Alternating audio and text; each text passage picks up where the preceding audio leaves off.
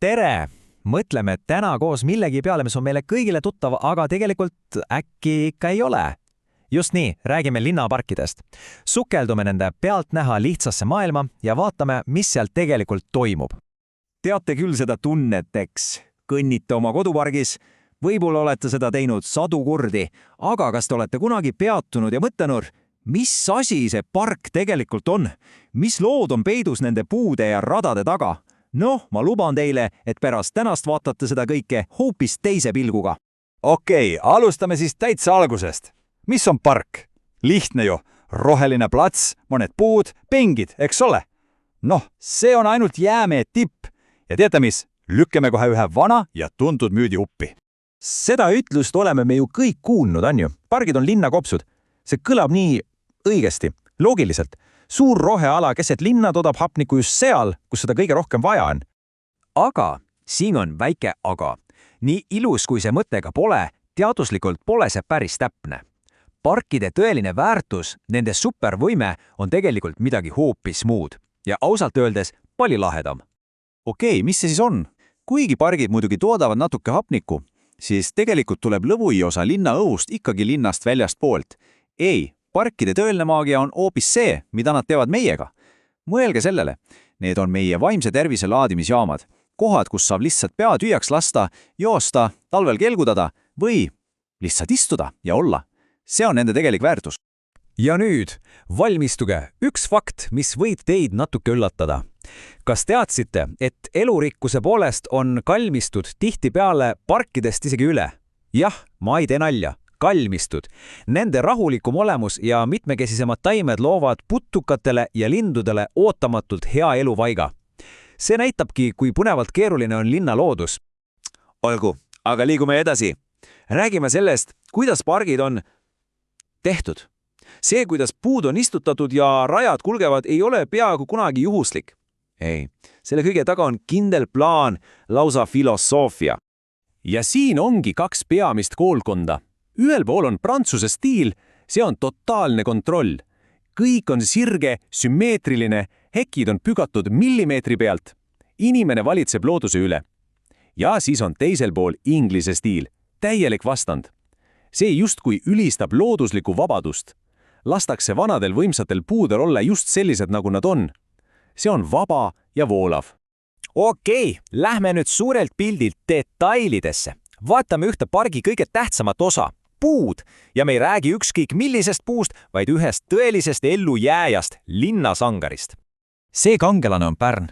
See puu on justkui ehitatud linna jaoks. Kujutage ette, ta talub saastunud õhku, autouksed võivad talle pihta käia, ta kannatab välja isegi väga tugeva pügamise ja kõige pöörasem on see, et talle meeldibki linnas. Metsas võitleks ta valguse pärast, aga linnas on tema lava.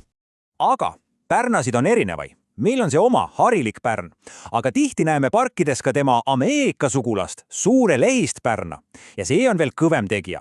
Ta on isegi vastupidavam ja tema suured, pehmed lehed on nagu tolmumagneetid. Nad on eriti head õhus tolmu püüdmises. Ja siit ka üks eluline nõuanne. Me kõik teame, et Pärnaoitest saab head teed, eks? Aga tasub meeles pidada. Need samad lehed, mis nii hästi tolmu püüavad, koguvad endasse ka heitgaase. Nii et kui Pärnaoiet teed tahate, siis ärge korjake neid otse suure tänava äärest. Nii, oleme rääkinud disainist ja taimedest. Aga pargis on ju elu veel. Kes seal siis elavad? Vaatame lähemalt loomi, kes on uskumatult nutikalt õppinud neid rohelisi saarekesi oma koduks pidama. Kujutage ette, paike loojub, park muutub, algab öine vahetus ja just siis ilmub välja üks kütt, kes on õppinud linnatuled enda kasuks pöörama. See on kodukakk ja siin on tema nipp, tänavavalgustus. See, mis meile teed valgustab, on tema jaoks nagu prožektor jahilaval. See valgustab pargi teed ära ja hiirte märkamine on seal korrades lihtsam kui kott pimedas metsas. See on ju geniaalne kohastumine, kas pole? Aga kakk pole ainus nutikas tegelane. On veel üks vanatuttav, keda me kõik teame, orav. Ja tema on linnaeluga kohanemise, lausa doktorikraadiga. Mõelge korraks. Metsaorav on arg, inimpelglik ja elab peamiselt seemnetest. Linnaorav, täielik vastand.